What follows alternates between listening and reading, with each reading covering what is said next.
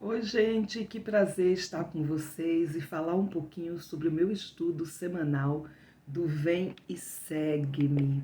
E esta semana eu vou te contar sobre uma parábola que chamou muito a minha atenção, que é sobre a parábola dos trabalhadores da vinha, que está em Mateus 20.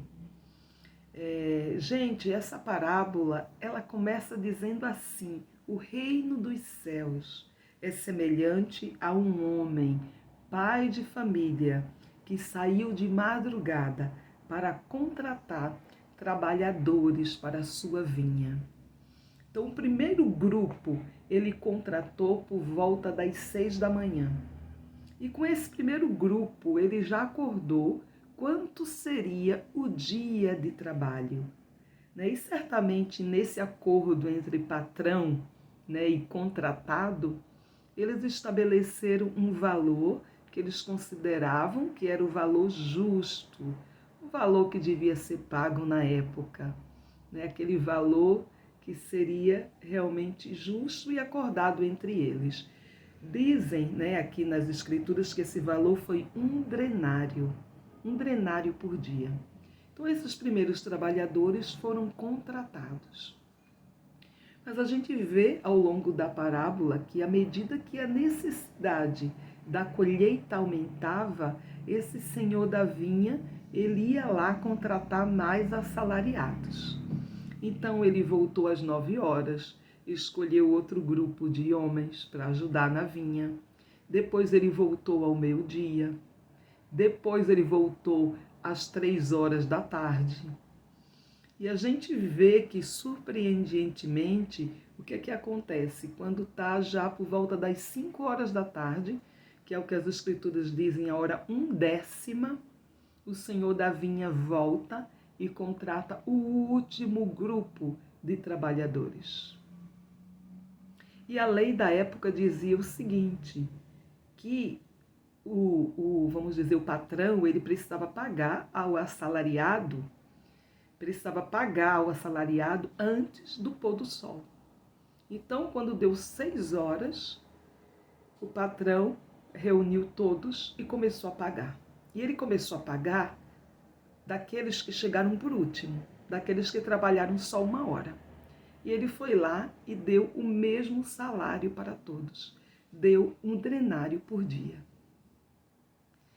E eu fiquei pensando, né? Eu fiquei pensando muito sobre essa história, porque é a reação comum, a reação humana da gente achar que não foi justo, né? Que um trabalhou mais que o outro. E foi o que aconteceu nesse momento, porque aqueles que chegaram às 6 da manhã começaram aí os murmúrios e a reclamar. Como assim?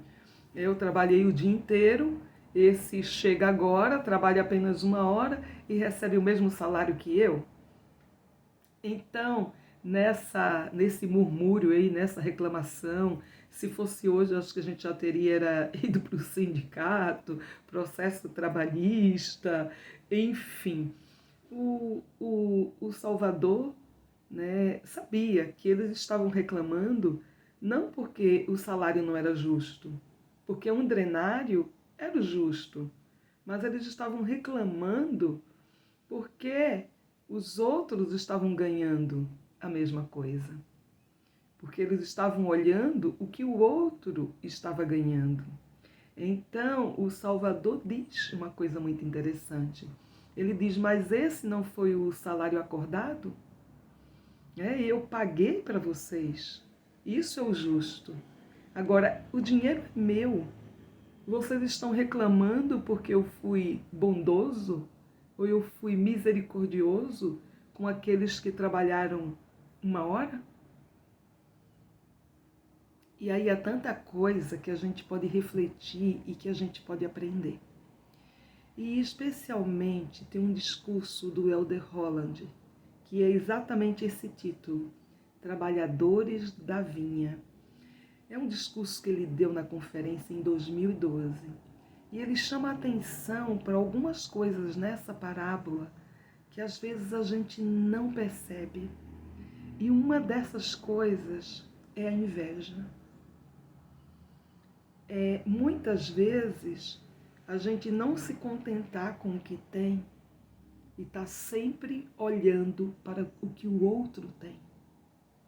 E aí o Elder Holland, inclusive, nesse discurso, ele fala muitas coisas, né? E é interessante para a gente perceber o contexto. Porque o que é que acontecia nesse contexto? Imaginem vocês, na época do Salvador, os homens ganhavam por dia de trabalho. Então eles saíam de casa e iam em busca de alguma ocupação, que muitas vezes era a colheita, que era o plantio, ou que era a pesca, ou que era vender alguma coisa. E se eles não fossem produtivos ou não fossem contratados, eles voltavam para casa com as mãos vazias. Então eles sustentavam a sua família com o dinheiro que eles recebiam por um dia. Então aqueles que eram contratados às 6 horas da manhã e combinavam um salário que era justo com o patrão, eles deviam realmente se sentir gratos e felizes, porque já tinham um emprego logo bem cedo e não precisavam se preocupar com o que levaria para suas famílias. Aqueles que eram contratados à medida que o tempo ia passando, muitos deles nem acordavam mais quanto queriam ganhar, porque o que viesse para eles era lucro. E eles também estavam agradecidos por terem sido escolhidos e poder levar o sustento para sua família. Imaginem a gratidão daqueles que de repente já sentiam que naquele dia talvez não tivessem como levar o pão, o leite, o que comer para os seus filhos, né, para sua esposa, e de repente, faltando só 1 hora para o dia acabar, eles eram contratados. Imaginem a alegria deles. Então o Elder Holland fala sobre a gratidão que a gente deve sentir por essas bênçãos na nossa vida, por essas bênçãos que às vezes vão chegar às 9 horas da manhã, que pode ser que chegue às 6, que pode ser que chegue ao meio-dia, que pode ser que chegue às 3 da tarde, ou pode ser que cheguem no momento em que a gente não espera. Né? Imagina a aflição de você não ser escolhido e você não saber como ir alimentar sua família. Então todos esses foram abençoados, porque em algum momento, ou muito cedo ou muito tarde, eles foram escolhidos e tiveram oportunidade de ser pagos justamente e levar o seu sustento para casa. Aí o Elder Holland, ele fala o seguinte, aqui ó, ele fala assim: irmãos e irmãs, haverá momentos em nossa vida em que alguém receberá uma bênção inesperada ou um reconhecimento especial. Peço que não fiquem magoados e jamais sintam inveja quando outra pessoa se der bem na vida. Olha que interessante, que profundo para a gente refletir sobre esse sentimento da inveja, que é um sentimento humano, né, que todos nós já sentimos em algum momento da vida. Mas olha o que ele fala: não fiquem magoados e jamais sintam inveja quando alguém se der bem na vida. Não ficamos diminuídos quando outra pessoa se der bem na vida. Não ficamos diminuídos quando outra pessoa cresce.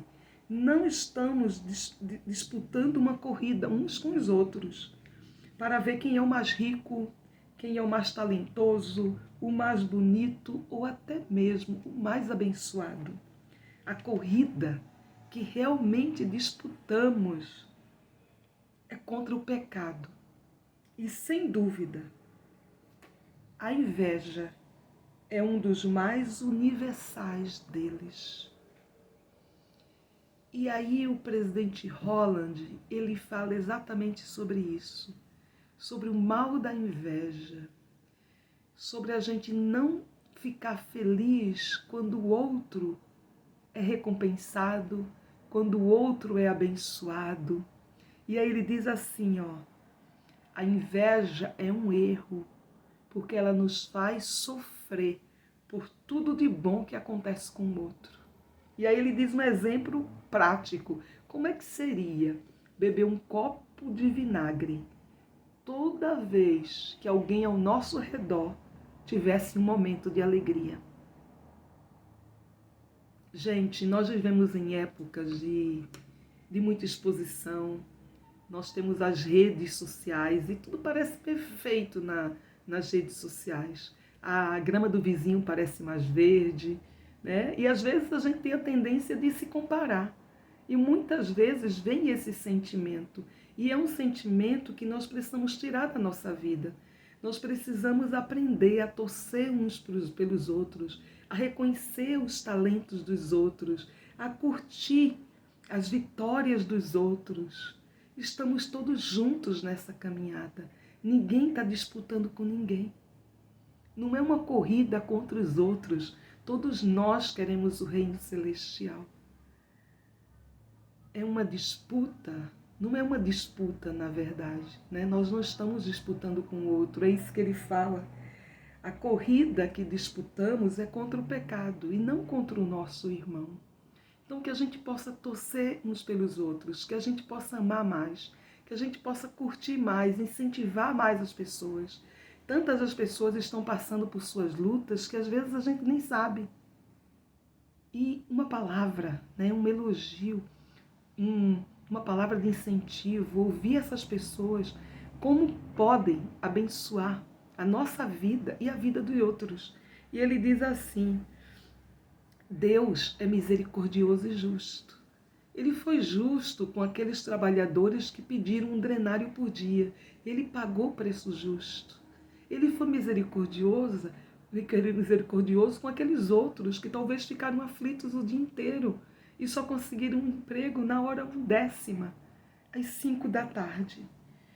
E ele fala, o Elder Holland, que Deus é tão misericordioso que ele vai dividir o seu reino com todos os justos.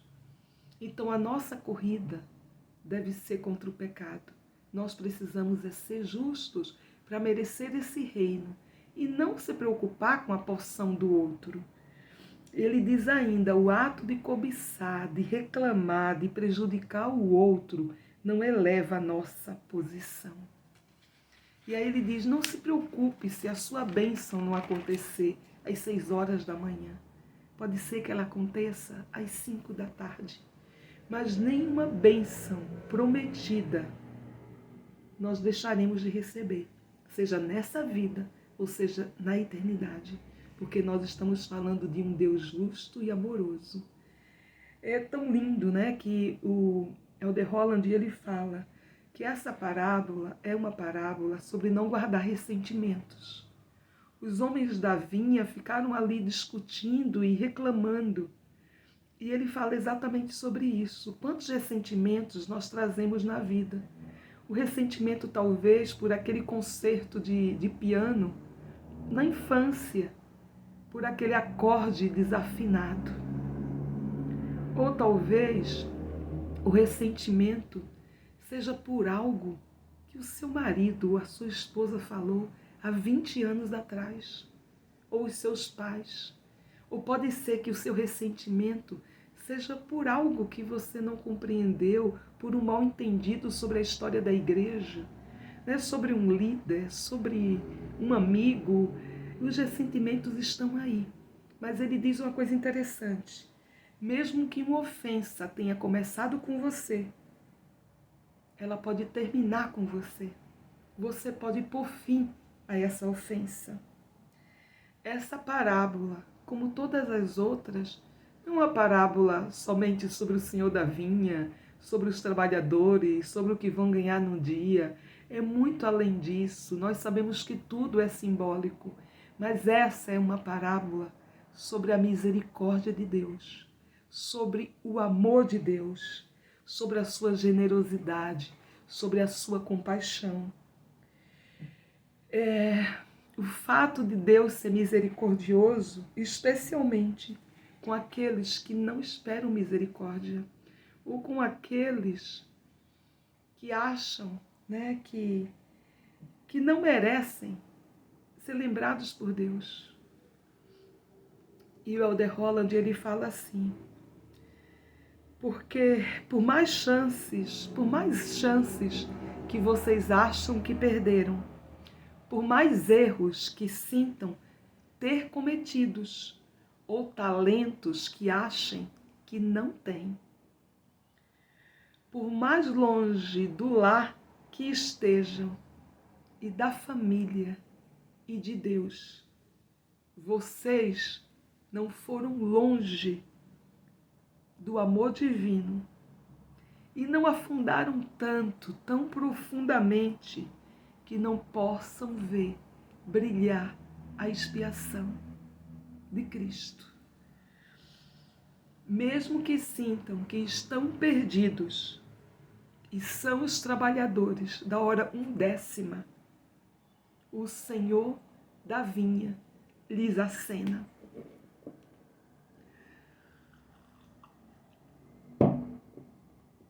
Mesmo que sintam que estão perdidos e são os trabalhadores da hora 1/10, o Senhor da vinha os acena.